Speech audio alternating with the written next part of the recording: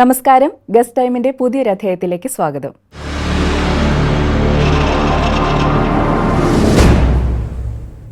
ഇന്ന് ഗസ്റ്റ് ടൈമിൽ നമ്മുടെ അതിഥിയായിട്ടുള്ളത് കഴിഞ്ഞ 5 വർഷമായി തിരുവനന്തപുരം ജില്ലയിൽ ഹോം ക്ലൈൻസ് എന്ന് പറയുന്ന സക്സസ്ഫുൾ ആയിട്ട് റൺ ചെയ്യുന്ന സ്ഥാപനത്തിന്റെ ചെയർമാൻ മിസ്റ്റർ ഷിമിൽ തോമസ് ആണ്. നമുക്ക് അദ്ദേഹത്തെ സ്വാഗതം ചെയ്യാം.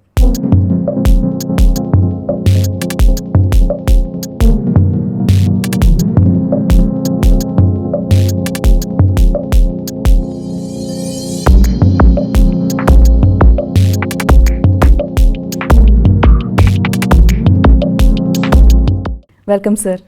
നമസ്കാരം സർ. നമ്മളെപ്പോഴും ക്ലീൻലിനെസ്സിനെ പറ്റി പറയുന്ന സമയത്ത് എപ്പോഴും പറയുന്ന ഒരു വാക്കാണ് cleanliness is next to godliness എന്ന് പറയുന്നത്.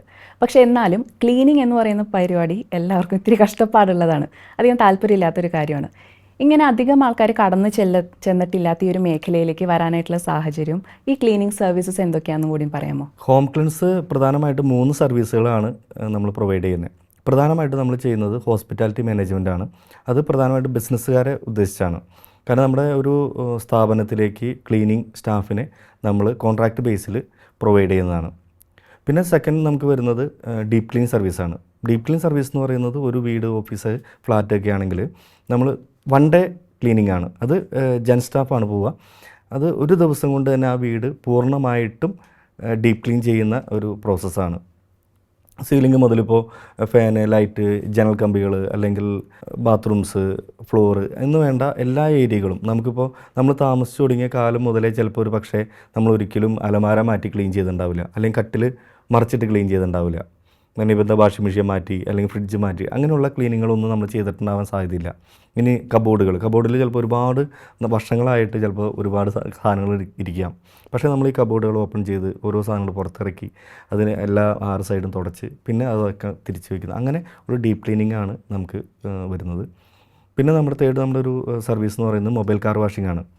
മൊബൈൽ കാർ വാഷിംഗ് എന്ന് പറയുന്ന സർവീസ് സെൻറ്ററിൽ ലഭിക്കുന്ന എല്ലാ സർവീസുകളും നമുക്ക് ഡോർ സ്റ്റെപ്പിൽ ലഭിക്കും. അത് 2 പേരടങ്ങുന്ന ഒരു യൂണിറ്റാണ് വരുന്നത്. അത് എല്ലാ ഫെസിലിറ്റിയും ആ വണ്ടിയിലുണ്ടാവും. അതായത് ഇപ്പോൾ നമുക്ക് പ്രഷർ പമ്പ്, അല്ലെങ്കിൽ generator, wax machine, steamer, water tank, അങ്ങനെയുള്ള ഒരു എല്ലാ ഫെസിലിറ്റിയും നമുക്ക് ആ ഇതിൽ വരുന്നതാണ്. അപ്പോൾ നമ്മളെപ്പോൾ ഫ്രീ ആയിരിക്കുന്നോ, നമ്മളെവിടെ ഫ്രീ ആയിരിക്കുന്നോ ആ സമയത്ത് നമ്മുടെ കാർ വാഷ് ചെയ്യാൻ പറ്റും.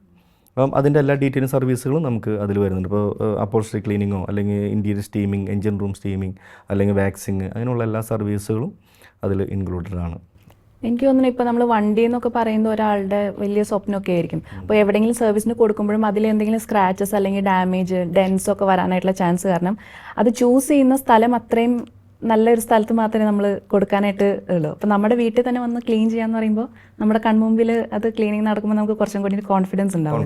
അത് തീർച്ചയായും നമ്മൾ അത് തന്നെയാണ് ഇതിൻ്റെ അഡ്വാൻറ്റേജ്. കാരണം നമ്മൾ വാഷ് ചെയ്യുന്ന രീതികൾ ഓരോന്നും അവർക്ക് നേരിട്ട് കാണാം. അതുപോലെ തന്നെ നമ്മൾ ഈ പറഞ്ഞ ഫെസിലിറ്റീസും എല്ലാം ഉള്ള വണ്ടി ആവാൻ തന്നെ കാരണവും അത് തന്നെയാണ്. കാരണം പ്രഷർ പമ്പ് അടിച്ച് ആദ്യം വണ്ടിയിലുള്ള അഴുക്കെല്ലാം കളഞ്ഞതിന് ശേഷമാണ് നമ്മൾ ഫോം ഇടുന്നതും പിന്നെ സ്ക്രബ് ചെയ്യുന്നതൊക്കെ. അപ്പോൾ സ്വാഭാവികമായിട്ടും ഈ അഴുക്ക് നിൽക്കുമ്പോൾ അതിൻ്റെ കൂട്ടത്തിൽ നമ്മളിപ്പോൾ സ്പ്രേ ചെയ്ത് നമ്മൾ വൈപ്പ് ചെയ്ത് കഴിഞ്ഞാൽ ഒരിക്കലും പൂർണ്ണമായിട്ടത് പോകണമെന്നില്ല. അപ്പോൾ സ്ക്രാച്ച് വരാൻ സാധ്യത കൂടുതലാണ്. അപ്പോൾ അങ്ങനെയുള്ള അതുകൊണ്ടാണ് നമ്മൾ ഈ സർവീസ് സെൻറ്ററിൽ വരുന്ന അതേ സർവീസ് എന്ന് പറയാൻ കാരണം. അപ്പോൾ ആ ഡോർ സ്റ്റെപ്പിൽ കിട്ടുകയെന്ന് പറയുമ്പോൾ ഇപ്പോൾ നമ്മൾ ഒരു ബന്ധുവിൻ്റെ വീട്ടിലാണെങ്കിലും അല്ലെങ്കിൽ നമ്മൾ ഓഫീസിൽ നമ്മളൊരു 1 to 2 ടൈമാണ് നമ്മൾ ഫ്രീ എന്നുണ്ടെങ്കിൽ ആ ടൈമിൽ നമുക്ക് ബുക്ക് ചെയ്യാം. അല്ല ഇനിയിപ്പോൾ നമ്മൾ വീട്ടിൽ ലഞ്ച് ബ്രേക്കിന് നമ്മൾ ഉച്ചയ്ക്ക് വരുന്നു, അപ്പോൾ ആ സമയത്താണ് നമ്മൾ ഫ്രീ ഉള്ളൂ എങ്കിൽ ആ സമയത്ത് ബുക്ക് ചെയ്താൽ ഒരിക്കലും നമ്മൾ ഭക്ഷണം കഴിക്കുന്നു തിരിച്ചിറങ്ങുമ്പോൾ വണ്ടി റെഡി ആയിരിക്കും. നമുക്കൊരു 45 മിനിറ്റ്സൊക്കെ മതി വാഷ് ചെയ്യാനായിട്ട്. അപ്പോൾ അത്രയും തിരക്കുള്ളവർക്ക് വളരെ യൂസ്ഫുൾ ആയിട്ടുള്ളൊരു സർവീസാണ്. നമ്മളിപ്പോൾ അത് 5 വർഷമായിട്ട് ചെയ്യുന്നു. ഈ ഹോം ക്ലീൻസ് സ്റ്റാർട്ട് ചെയ്യാനായിട്ടുള്ള ഒരു സാഹചര്യം എങ്ങനെയായിരുന്നു? ഹോം ക്ലീൻസ് ആദ്യം ഞാൻ ഗവൺമെൻറ് സപ്ലയറാണ്. അപ്പോൾ നമ്മൾ 10 വർഷം മുമ്പ് ട്രിവാൻഡ്രത്ത് വരുന്നത് ഗവൺമെൻറ് സപ്ലയറായിട്ടാണ്. അത് ശേഷം സർക്കാരിൽ നിന്നൊക്കെ പേയ്മെൻറ്റ് കിട്ടാനൊക്കെ ബുദ്ധിമുട്ട് വന്ന് കേസും കാര്യങ്ങളൊക്കെ ആയിട്ട് അങ്ങനെ പോകുന്നതുകൊണ്ട് നമ്മൾ പതുക്കെ വേറെ എന്തെങ്കിലും ബിസിനസ് കൂടി സ്റ്റാർട്ട് ചെയ്യണം, പാരലായിട്ട് നമ്മൾ തുടങ്ങണം എന്നുള്ള രീതിയിലാണ് നമ്മൾ മൊബൈൽ കാർ വാഷിംഗ് സ്റ്റാർട്ട് ചെയ്യുന്നത്. അപ്പോൾ 500 രൂപയിൽ വൈകിട്ട് കിട്ടുമല്ലോ എന്നുള്ളൊരു പ്രതീക്ഷയിലാണ് നമ്മളത് തുടങ്ങുന്നത്. പിന്നെ നല്ല റെസ്പോൺസ് ആയിരുന്നു. ആ ടൈം വെച്ച് നമ്മൾ വളരെ അഡ്വാൻസ്ഡ് ആയിട്ടുള്ളൊരു ടെക്നോളജിയും കൂടിയാണ്. പിന്നെ അത് വൈകാതെ തന്നെ നമ്മൾ ഡീപ്പ് ക്ലീനിങ് സ്റ്റാർട്ട് ചെയ്തു. ഡീപ്പ് ക്ലീനിങ് കഴിഞ്ഞ് കുറച്ച് കഴിഞ്ഞപ്പോഴേക്കും നമ്മൾ ഹോസ്പിറ്റാലിറ്റി മാനേജ്മെൻറ്റും ഹൗസ് കീപ്പിങ്ങും നമ്മൾ സ്റ്റാർട്ട് ചെയ്തു. അങ്ങനെയാണ് ഇതിലേക്ക് സത്യമാണ് വരുന്നത്. പിന്നെ ക്ലീനിങ് നമുക്ക് മുൻപേ ഒരു പാഷനാണ്. കാരണം ഞാൻ എറണാകുളത്ത് പവർ ലോണ്ടറി നടത്തിക്കൊണ്ടിരുന്നതാണ്. അത് കഴിഞ്ഞ് അതിൽ കുറേ ബാധ്യതകളും കാര്യങ്ങളൊക്കെ വന്ന് ഇത്തിരി പ്രശ്നങ്ങൾ വന്നപ്പോൾ പിന്നെ നമ്മളത് ഹാൻഡ് ഓവർ ചെയ്ത് നമ്മൾ ഗവൺമെൻറ് സപ്ലയറായിട്ട് ഞാൻ പിന്നെ ട്രിവാൻഡ്രത്തേക്ക് വരികയായിരുന്നു. കാരണം അതൊന്നും കാരണം എറണാകുളത്താണ് നമ്മൾ സ്റ്റാർട്ട് ചെയ്തെങ്കിലും അതിൻ്റെ ഒരു എല്ലാ ഗവൺമെൻറ് ഡിപ്പാർട്ട്മെൻറ്റിൻ്റെയും ഡയറക്ടറേറ്റ് വരുന്നത് കൂടുതലും ട്രിവാൻഡ്രമാണ്. പിന്നെ ഡിസിഷൻ മേക്കേഴ്സ് വരുന്നത് ട്രിവാൻഡ്രമാണ്. അങ്ങനെ വന്നിട്ട് ആ ഒരു കാരണത്താലാണ് ശരിക്കും തിരുവനന്തപുരം വരാനും കാരണം. പിന്നെ ഇവിടെ അങ്ങ് ആയി. ഇപ്പോൾ ഗവൺമെൻറ് സപ്ലയർ എന്ന് പറഞ്ഞല്ലോ, അത് എന്തായിരുന്നു? ഗവൺമെൻറ് സപ്ലൈ വെച്ചാൽ നമ്മൾ സർക്കാർ ചോദിക്കുന്ന എന്ത് നമ്മൾ കൊടുക്കും. പ്രധാനമായിട്ട് ഫർണിച്ചർ, വാട്ടർ പ്യൂരിഫയർ, അതുപോലെ തന്നെ smart class rooms, bud school, അങ്ങനെയുള്ള എല്ലാ സർവീസുകളും നമ്മൾ ചെയ്യുന്നുണ്ട്. സർവീസുകളെല്ലാം നമ്മൾ സപ്ലൈ ചെയ്യുന്നുണ്ട്. പിന്നെ ഇതെല്ലാം നമ്മൾ ചെയ്യുന്നത് ഓപ്പൺ ടെൻഡർ വഴിയും അതുപോലെ ഇ ടെൻഡർ വഴിയും പിന്നെ ജെം വഴി ചെയ്യും, പിന്നെ അക്രഡിറ്റഡ് ഏജൻസി വഴി ചെയ്യും. അപ്പോൾ അങ്ങനെയാണ് ഗവൺമെൻറ്, അതല്ല സെൻട്രൽ ഗവൺമെൻറ്റും സ്റ്റേറ്റ് ഗവൺമെൻറ്റും നമ്മളെല്ലാ ഡിപ്പാർട്ട്മെൻറ്റുകൾക്ക് സാധനം സപ്ലൈ ചെയ്യുന്നുണ്ട്. കൂടുതലും പഞ്ചായത്തുകളൊക്കെയാണ് നമ്മൾ ചെയ്യുന്നത്. ഓക്കെ, ഇപ്പോൾ നമ്മൾ തിരിച്ച് ഹോം ക്ലെൻസിലേക്ക് വരാണെന്നുണ്ടെങ്കിൽ ഹോം ക്ലെൻസിൻ്റെ എന്ന് പറയാനായിട്ടുള്ള അതിൻ്റെ സ്പെഷ്യാലിറ്റീസ് എന്തൊക്കെയാണ്?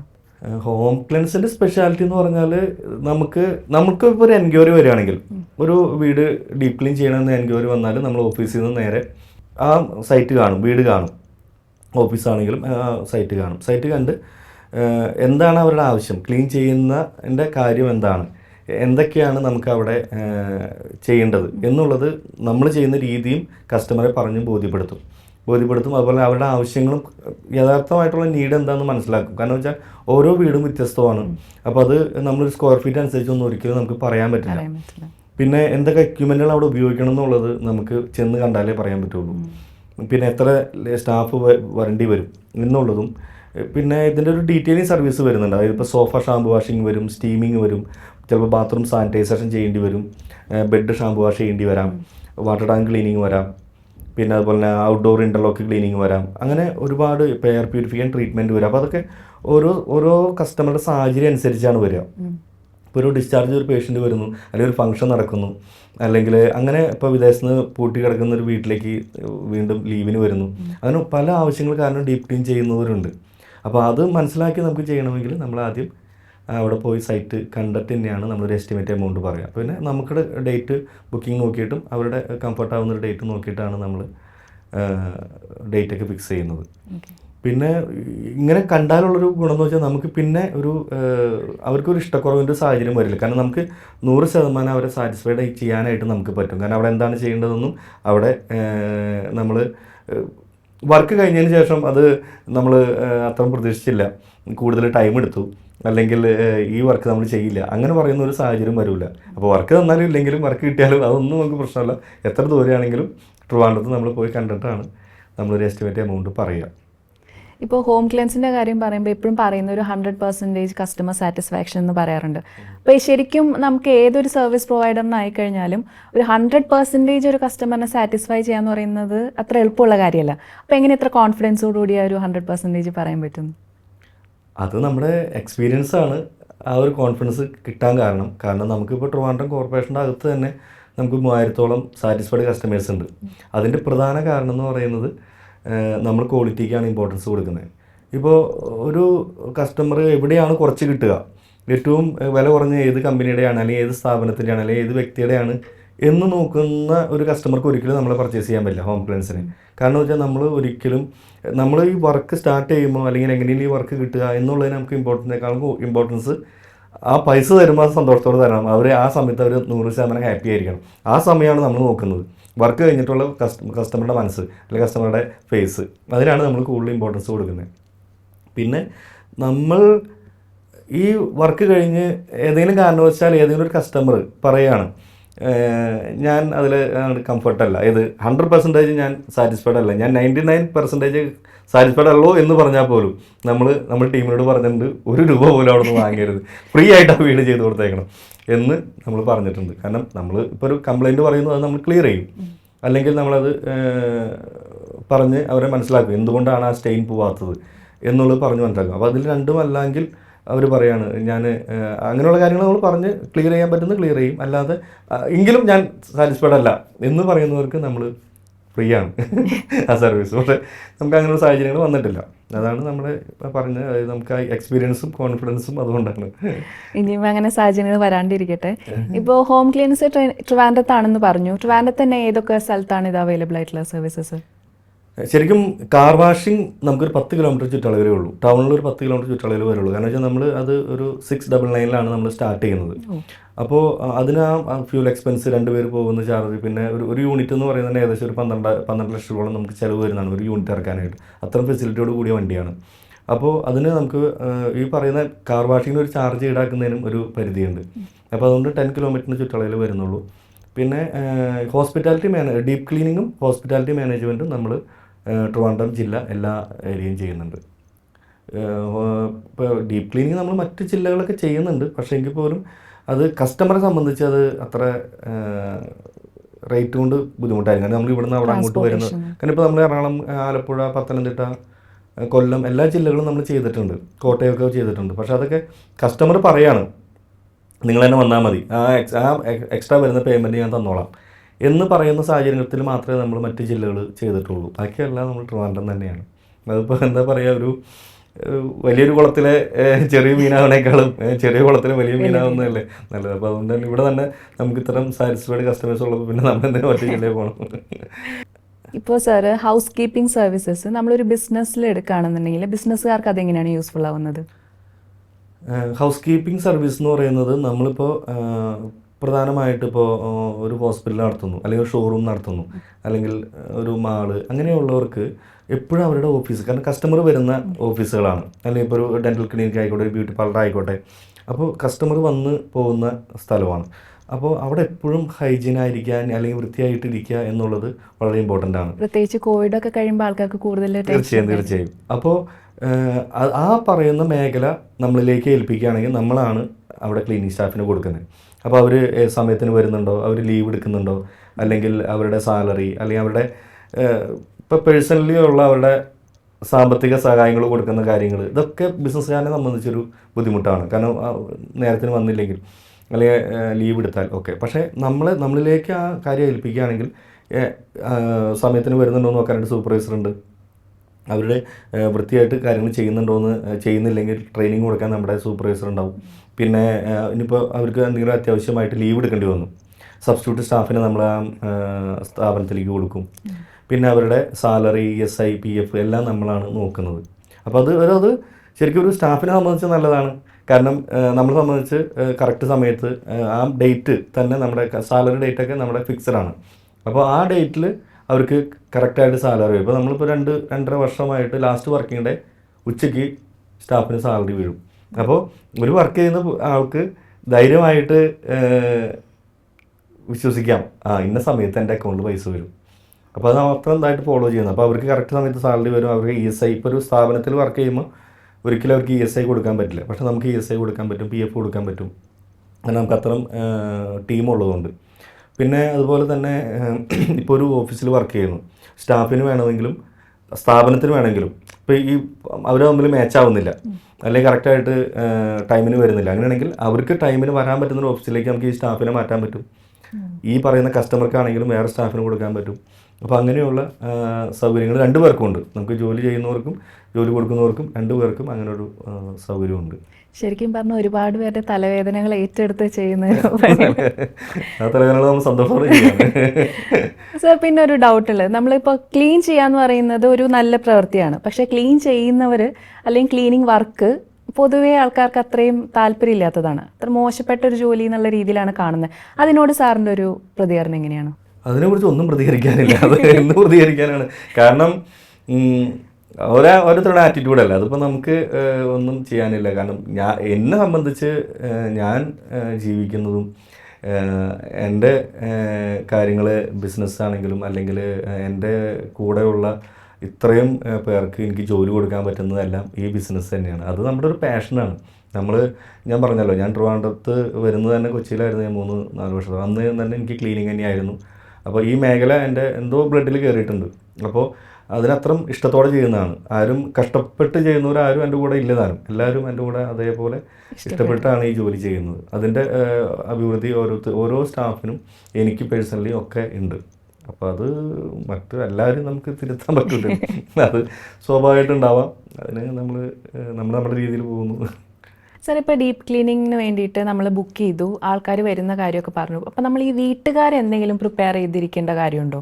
വീട്ടുകാരങ്ങനെ ഒരു പ്രിപ്പയർ ചെയ്യേണ്ട കാര്യങ്ങളില്ല. എന്തായാലും തലേദിവസം ഒരു റിമൈൻഡർ കോള് കസ്റ്റമർക്ക് വരും, നാളെ രാവിലെ വരും എന്നുള്ളത്. പിന്നെ അതുപോലെ തന്നെ പ്രധാനമായിട്ട് നമുക്ക് ആവശ്യമുള്ളത് ഇലക്ട്രിസിറ്റി, പിന്നെ ക്ലീനിങ്ങിന് ആവശ്യമായിട്ടുള്ള വെള്ളം. അപ്പോൾ ടാങ്കിൽ വെള്ളം ഉണ്ടായിരിക്കണം, അതുപോലെ കറണ്ട് ഉണ്ടായിരിക്കണം. ഈ 2 കാര്യങ്ങളേ ഉള്ളൂ. പിന്നെ നമ്മൾ കുടിക്കാനുള്ള വെള്ളം വരെ നമ്മളാണ് കൊണ്ടുവരുന്നത്. കസ്റ്റമറുടെ സൈഡിൽ നിന്ന് ഒരു ഫെസിലിറ്റി നമുക്ക് വേറെ തരേണ്ടതായിട്ടില്ല. പിന്നെ ഇപ്പോൾ ആൾക്കാർ താമസിച്ചാലും നമുക്ക് കുഴപ്പമില്ല. കാരണം വെച്ചാൽ നമ്മളിപ്പോൾ ഒരു ഫസ്റ്റ് ഫ്ലോർ നമ്മൾ ചെയ്തുകൊണ്ടിരിക്കുകയാണെങ്കിൽ അവർക്ക് താഴെ നിൽക്കാം. അത് മുകളിലത്തെ ഡീപ്പായിട്ടുള്ള ക്ലീനിങ് കഴിഞ്ഞ് നമ്മൾ താഴത്തേക്ക് ഇറങ്ങുമ്പോൾ അവർക്ക് മുകളിൽ റെസ്റ്റ് ചെയ്യാം. അങ്ങനെ വന്ന കാര്യമുള്ളൂ, ഒറ്റ ദിവസത്തെ കാര്യമുള്ളൂ. അപ്പോൾ ആ പറയുന്ന ചെറിയ ബുദ്ധിമുട്ടുകൾ ചിലപ്പോൾ നമ്മൾ കിച്ചൺ ചിലപ്പോൾ അവർക്കൊന്ന് പുറമേ നിന്ന് ചിലപ്പോൾ ഒരു ദിവസം ഭക്ഷണം കഴിക്കേണ്ടി വരും. ഞങ്ങളിപ്പോൾ രാവിലെ 9 മണിക്ക് ആകുമ്പോഴാണ് വരുള്ളൂ. ഇനിയിപ്പോൾ അത് രാവിലെ നേരത്തെ ചെയ്ത് വെക്കുകയാണെങ്കിൽ അതും പ്രശ്നം വരില്ല. ഓക്കെ. ഇപ്പോൾ ഈ ക്ലീനിങ് കഴിഞ്ഞ് എന്തായാലും അതിനൊരു വേസ്റ്റ് ഉണ്ടാവും ബൈ പ്രൊഡക്റ്റ് ആയിട്ട്. അപ്പോൾ അതിൻ്റെ വേസ്റ്റ് മാനേജ്മെൻറ്റ് എങ്ങനെയാണ്? നിങ്ങളുടെ ടീം വന്ന് കൊണ്ടുപോകുമോ? വേസ്റ്റ് മാനേജ്മെൻറ്റ് നമ്മൾ ചെയ്യില്ല. കാരണം വെച്ചാൽ നമ്മൾ ചെയ്യുന്നതിനകത്തിൻ്റെ കാര്യം എന്താണെന്ന് വെച്ചാൽ നമ്മളിപ്പോൾ ആ റൂമിൽ അല്ലെങ്കിൽ വീട്ടിൻ്റെ അകത്ത് വരുന്ന വേസ്റ്റ് നമ്മൾ ഒരു കീസിലാക്കി നമ്മൾ കാർ പോർച്ചിലോ അല്ലെങ്കിൽ പുറത്തോ വയ്ക്കും. അങ്ങനെ വെക്കുകയുള്ളൂ. കാരണം നമ്മളത് കൊണ്ടുപോകുന്ന സാഹചര്യം ബുദ്ധിമുട്ടെന്ന് വെച്ച് കഴിഞ്ഞാൽ നമുക്ക് വേസ്റ്റ് കൊണ്ടുപോകാനുള്ള അധികാരമില്ല ഒന്ന്. രണ്ടാമത്തെ കാര്യം എന്ന് പറയുന്നത്, ഇപ്പോൾ നമ്മൾ ക്ലീനിങ് കഴിഞ്ഞ് ഇറങ്ങി, കസ്റ്റമറെ പിറ്റേ ദിവസം വിളിച്ചിട്ട് പറയാണ് ഞങ്ങളുടെ കബോർഡിൽ അല്ലെങ്കിൽ ഫ്ലോറിൽ കൊച്ചിൻ്റെ ഒരു പാവ കാണാനില്ല, അല്ലെങ്കിൽ ഒരു വാച്ച് കാണാനില്ല, നിങ്ങൾ കൊണ്ടുപോയ വേസ്റ്റിൻ്റെ ആ കീസിലുണ്ടോ എന്ന് നോക്കണേ എന്ന് പറഞ്ഞാൽ പെട്ടു. കാരണം വെച്ചാൽ പിന്നെ നമ്മളത് കണ്ടെത്തി കൊടുക്കേണ്ടത് നമ്മുടെ ഉത്തരവാദിത്തമാണ്. അപ്പോൾ അതുകൊണ്ട് തന്നെ നമ്മൾ ക്ലീനിങ് കഴിഞ്ഞിട്ടുള്ള വേസ്റ്റ് നമ്മൾ പുറത്തിറക്കി വയ്ക്കുകയും ചെയ്യുക. ഇനി കൂടുതലുണ്ടെന്ന് പറയുകയാണെങ്കിൽ അതിന് അധികാരമുള്ള കോർപ്പറേഷൻ്റെ തന്നെ ആൾക്കാരുണ്ട്. അപ്പോൾ അവരെ നമ്മൾ കണക്ട് ചെയ്ത് കൊടുക്കും. ഇത് കൊണ്ടുപോകുന്നതിന് ഇത്രയും ചാർജ് വരും, അത് അവർ വണ്ടിയായിട്ട് വന്ന് കൊണ്ടുപോകുന്നവർ ഒക്കെ നമ്മൾ അങ്ങനെ കണക്ട് ചെയ്ത് കൊടുക്കാറുണ്ട്. കൂടുതലുണ്ടെങ്കിൽ അങ്ങനെയാണ് ചെയ്യുന്നത്. ഇപ്പം നമ്മൾ പൊതുവേ കാണുന്നതെന്ന് പറയുന്ന ഒരു ടീം വന്നു കഴിഞ്ഞാൽ പല ജോലികൾ ചെയ്യുന്ന ഒരു ടീമായിരിക്കും. ഇപ്പോൾ ഹോം ക്ലീൻസിൻ്റെ കാര്യം എടുക്കുകയാണെന്നുണ്ടെങ്കിൽ ഡീപ്പ് ക്ലീനിങ്, കാർ വാഷിംഗ് എല്ലാം ഓക്കെ. അതിൻ്റെ കൂടെ തന്നെ ഇപ്പോൾ gardening, pest control, electrical, plumbing work അങ്ങനെ എന്തെങ്കിലുമൊക്കെ ആഡ് ഓൺ ചെയ്തിട്ടുണ്ടോ?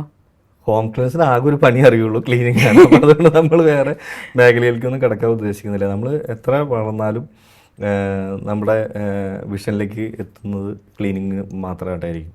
കാരണം ഇപ്പോൾ നമ്മൾ കാർ വാഷിംഗ് സ്റ്റാർട്ട് ചെയ്തു, അത് കഴിഞ്ഞ് ഡീപ്പ് ക്ലീനിങ് വന്നു, ഹോസ്പിറ്റാലിറ്റി മാനേജ്മെൻറ്റ് വന്നു, അല്ലെങ്കിൽ ഇപ്പോൾ ഹൗസ് കീപ്പിംഗ് വന്നു. ഇതൊക്കെ ക്ലീനിങ്ങായിട്ട് ബന്ധപ്പെട്ടുള്ള ജോലികളാണ്. ഇനി ഇപ്പോൾ നമ്മളിപ്പോൾ പ്രൊഡക്റ്റുകൾ സപ്ലൈ ചെയ്യുന്നുണ്ട്, നമ്മുടെ കസ്റ്റമേഴ്സിന് നമ്മുടെ പ്രൊഡക്റ്റുകൾ നമ്മൾ സപ്ലൈ ചെയ്യുന്നുണ്ട്. ഇപ്പോൾ ഫ്ലോർ ക്ലീനർ ആയാലും അല്ലെങ്കിൽ ഗ്ലാസ് ക്ലീനർ ആണെങ്കിലും അല്ലെങ്കിൽ മോപ്പ്, ബ്രഷ്, ഇങ്ങനെയുള്ളതൊക്കെ നമ്മൾ സപ്ലൈ ചെയ്യുന്നുണ്ട്. ഇതിപ്പോൾ അടുത്ത സ്റ്റേജിലേക്ക് നമ്മൾ വരികയാണ്. നമുക്ക് എല്ലാ മാസം ഒരു 500 മോപ്പ് നമ്മുടെ കസ്റ്റമേഴ്സിന് തന്നെ കൊടുക്കണം എന്ന് പറയുന്നൊരു സാഹചര്യം ഉണ്ടെങ്കിലും നമ്മൾ അത് മാനുഫാക്ചറിങ് ചിലപ്പോൾ സ്റ്റാർട്ട് ചെയ്യുമായിരിക്കും, അല്ലെങ്കിൽ ചിലപ്പോൾ അത് എക്സ്പോർട്ടിങ് സ്റ്റാർട്ട് ചെയ്യുമായിരിക്കും. എന്നാലും ക്ലീനിങ് വിട്ടിട്ട് നമുക്കില്ല. ഇതിൽ തന്നെയാണ് നമ്മൾ സ്റ്റിക്ക് ഓൺ ചെയ്യുന്നത്. എന്തായാലും അതൊക്കെ സ്റ്റാർട്ട് ചെയ്യട്ടെ. പക്ഷേ വേറൊരു സംശയം വരുന്നത്, ഇപ്പോൾ നമ്മൾ ക്ലീനിങ് എല്ലാം കഴിഞ്ഞു പോയാലും ഇതൊരു മെയിൻ്റെനൻസ് എന്ന് പറയുന്നത് അത് വേറൊരു ചടങ്ങാണ്. അപ്പോൾ അത് ആ ഒരു മെയിൻ്റെനൻസിന് വേണ്ടിയിട്ട് കസ്റ്റമറിനെ ഹെൽപ്പ് ചെയ്യാനായിട്ട് ഹോം ക്ലയൻസിൻ്റെ സൈഡിൽ നിന്ന് എന്തൊക്കെയാണ് ചെയ്യുന്നത്? അതിന് 2 ഓപ്ഷൻ ഉണ്ട്. ഒന്ന്, ഇപ്പോൾ നമുക്ക് തന്നെ അത് മെയിൻറ്റെയിൻ ചെയ്യാവുന്നേ ഉള്ളൂ. അപ്പോൾ അതിന് വേണ്ടതായിട്ടുള്ള കൊമേഴ്സ്യലായിട്ട് വരുന്ന അതിൻ്റെ ക്ലീനിങ് പ്രൊഡക്റ്റുകൾ വേണമെങ്കിൽ നമ്മളിന്ന് പർച്ചേസ് ചെയ്യാം. അല്ലെങ്കിൽ അതൊരു AMC എടുക്കാം. നമുക്കിപ്പോൾ ഒരു ഡീപ്പ് ക്ലീനിങ് കഴിഞ്ഞ് കഴിഞ്ഞാൽ നമ്മൾ എവറി മന്ത് നമ്മുടെ ഈ ഡീപ്പ് ക്ലീനിങ് വന്ന സ്റ്റാഫ് തന്നെ വന്ന് മെയിൻറ്റെയിൻ ചെയ്ത് പോകുന്നത് നമുക്ക് ഏകദേശം ഒരു 10-80ഓളം കസ്റ്റമേഴ്സ് ഉണ്ട്. അപ്പോൾ അവിടെ എല്ലാ മാസവും നമ്മൾ പോകും. അവിടെ ചിലപ്പോൾ 2 പേര് പോയാൽ മതിയാവുമായിരിക്കും. നമ്മൾ ഡീപ്പ് ക്ലീൻ കഴിഞ്ഞാൽ അതേപോലെ തന്നെ ആ വീട് മെയിൻറ്റെയിൻ ചെയ്യാൻ വേണ്ടിയിട്ട്. അപ്പോൾ അങ്ങനെ ചെയ്യുന്നതുണ്ട്. ഇനി അല്ലാന്നുണ്ടെങ്കിൽ ഇപ്പോൾ ഒരു മെയ്ഡ് ഉണ്ടെങ്കിലും അവർക്കൊക്കെ തന്നെ മെയിൻറ്റെയിൻ ചെയ്ത് പോകാവുന്നേ ഉള്ളൂ. പിന്നെ 6 മന്ത്സ് കൂടുമ്പോൾ വേണമെങ്കിൽ ഡീപ്പ് ക്ലീൻ ചെയ്യാം, അങ്ങനെ ചെയ്യാൻ പറ്റും. എന്തായാലും തൃശ്ശൂർ ജില്ലയിൽ നിന്ന് വന്നു, തിരുവനന്തപുരത്ത് വളരെ സക്സസ്ഫുൾ ആയിട്ടുള്ള ഒരു ബിസിനസ് റൺ ചെയ്യുന്നു. അപ്പോൾ ഈ ഹോം ക്ലീൻസ് എന്ന് പറഞ്ഞ സ്ഥാപനം ഇനി ഫ്യൂച്ചർ പ്ലാൻസ്, പദ്ധതികൾ എന്തൊക്കെയാണുള്ളത്? ഹോം ക്ലീൻസിൻ്റെ ഫ്യൂച്ചർ പ്ലാൻ എന്ന് പറയുന്നത് ഓൾറെഡി സ്ക്രിപ്റ്റഡ് ആണ്. കാരണം 2026 എന്താവണം, 2028 എന്താവണം, അല്ലെങ്കിൽ 30 എവിടെ എത്തണം, 35 എവിടെ എത്തണം, അങ്ങനെ ഒരു 10 വർഷത്തെ വിഷനോട് കൂടി തന്നെയാണ് കമ്പനി പോയിക്കൊണ്ടിരിക്കുന്നത്. 35 എവിടെ എത്തണം എന്നുള്ളത് ഞാൻ എത്തി, ഈ കമ്പനി അങ്ങോട്ട് കൊണ്ടുവന്നാൽ മതി. അപ്പോൾ നമുക്ക് അതിനുള്ള ടീം സെറ്റാണ് എല്ലാം. കാരണം എന്ന് വെച്ചാൽ ഇപ്പോൾ നമുക്ക് സെയിൽസിലാളുണ്ട്, അല്ലെങ്കിൽ HR, അക്കൗണ്ടൻറ്റ്, സൂപ്പർവൈസർ, പിന്നെ ഓരോ സൈറ്റിലും സൈറ്റ് സൂപ്പർവൈസർമാരുണ്ട്. പിന്നെ ഇവരൊക്കെ മാനേജ് ചെയ്യാനായിട്ട് ഓപ്പറേഷൻ മാനേജറുണ്ട്, അഡ്മിൻ ഉണ്ട്, പിന്നെ മാർക്കറ്റിംഗ് സ്റ്റാഫുണ്ട്. അപ്പോൾ ടീമെല്ലാം നമുക്കുള്ളത് കൊണ്ട് നമുക്ക് ശരിക്കും പറഞ്ഞു കഴിഞ്ഞാൽ അങ്ങോട്ട് എത്തുക എന്ന് പറയുന്നത് വലിയൊരു എന്താ പറയുക, നമ്മൾ ഒരിക്കലും സംഭവിക്കാത്ത കാര്യമായിട്ടൊന്നുമല്ല. നമ്മൾ വളരെ നമുക്ക് എത്തും എന്ന് നമുക്ക് 100% ഉറപ്പുണ്ട്. ഒരു 5000 പേർക്ക് ജോലി കൊടുക്കുന്ന ഒരു സ്ഥാപനമാവണം എന്നുള്ളത് തന്നെയാണ് നമ്മുടെ വിഷൻ. അതിൽ നമുക്കൊരു ജോലി കൊടുക്കുക എന്നുള്ളത് മാത്രമല്ല, അത്തരം കുടുംബങ്ങളിലേക്ക് നമ്മുടെ പൈസ ചെല്ലുകയാണ്. അപ്പോൾ അതിൻ്റെ ഒരു അഭിവൃദ്ധി എന്താ ഉണ്ടാവും, ആ കുടുംബത്തിൻ്റെ ഒരു പ്രാർത്ഥന എനിക്കും കുടുംബത്തിനും ഉണ്ടാവും. അപ്പോൾ ആ ഒരു അനുഗ്രഹത്തിലേക്ക് എത്തുക എന്നുള്ളതാണ് ഏറ്റവും, കാരണം കൂടുതൽ ആൾക്കാർക്ക് ജോലി കൊടുത്ത് ഇതിലേക്ക് എത്തുക എന്നുള്ളത്. സ്വാഭാവികമായിട്ട് നമ്മുടെ കമ്പനി അതിൻ്റെ ഒപ്പം തന്നെ വളരുന്നതുകൊണ്ടാണല്ലോ അവർക്ക് ജോലി കൊടുക്കാൻ പറ്റുന്നത്. അപ്പോൾ അതിലേക്ക് എത്തും, അത് ഉറപ്പാണ്. സാറിൻ്റെ വിഷൻസ് എന്തായാലും സക്സസ്ഫുൾ ആവുന്നുള്ളതിൽ ഒരു ഡൗട്ടില്ല. കാരണം 10 വർഷത്തേക്കൊക്കെ എത്ര ക്ലിയർ ആയിട്ട് പ്ലാൻ ചെയ്തിട്ട് പ്രവർത്തിക്കുകയാണെന്ന് പറയുകയാണെങ്കിൽ ഇനി മുന്നോട്ടേക്കുള്ള യാത്ര തന്നെയായിരിക്കും. ക്ലീനിങ് എന്ന് പറയുന്ന പ്രോസസ്സ് ഇത്രയും വർക്കുള്ള ഒരു സംഭവമാണെന്നുള്ളത് പൊതുവെ എല്ലാവർക്കും അറിയുന്ന കാര്യമായിരിക്കില്ല. അപ്പോൾ നമ്മളൊരു ടീമിനെ ഏൽപ്പിക്കുന്നു, അവരെന്തൊക്കെയോ ചെയ്യുന്നു പോകുന്നു എന്നുള്ളതല്ലാണ്ട് അവരുടെ പോയിന്റ് ഓഫ് വ്യൂ എന്നുള്ള ബുദ്ധിമുട്ടുകളും എന്തൊക്കെയാണ് ചെയ്യുന്ന പ്രവൃത്തികൾ, സർവീസസ് എന്തൊക്കെയാണെന്നുള്ളതൊക്കെ ഇപ്പോഴായിരിക്കും പ്രേക്ഷകരിലേക്ക് എത്തിയിട്ടുണ്ടാവുക. സാറിനെ ഗസ്റ്റായിട്ട് കിട്ടിയതിൽ ഞങ്ങൾക്ക് ഒരുപാട് സന്തോഷം. എനിക്കും ഒത്തിരി സന്തോഷം. കാരണം കൗമുദി പോലൊരു ചാനലിൽ നമ്മളിപ്പോൾ ഗസ്റ്റ് ടൈം എന്ന് പറയുന്ന പ്രോഗ്രാം അതിൽ നമ്മളെ ഇൻവൈറ്റ് ചെയ്തതിൽ ഒത്തിരി സന്തോഷം. Thank you sir. Thank you.